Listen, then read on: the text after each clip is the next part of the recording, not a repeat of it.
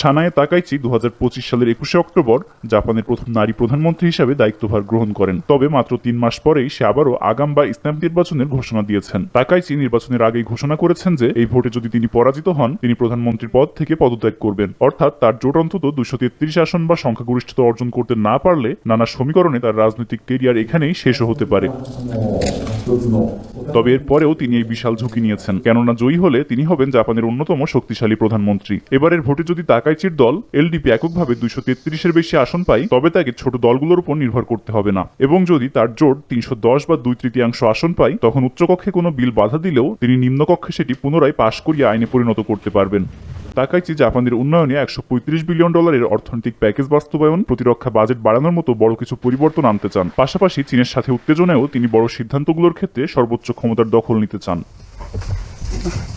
এসব কারণে মূলত তাকাইচির দরকার পূর্ণ ক্ষমতার অধিকার। জাপানের শাসন ব্যবস্থা অনুযায়ী প্রধানমন্ত্রী জনগণের সরাসরি ভোটে নির্বাচিত হন না, বরং তিনি সংসদ সদস্যদের ভোটেই নির্বাচিত হন। এই আগাম নির্বাচনের মাধ্যমে জনগণ যদি তার দলকে আবারও ভোট দিয়ে জয়ী করে, তবে সেটি হবে তাকাইচির প্রতি জনগণের সরাসরি সমর্থনের বহিঃপ্রকাশ। তাই ঝুঁকি নিয়ে অংশ নিয়েছেন এবারের নির্বাচনে।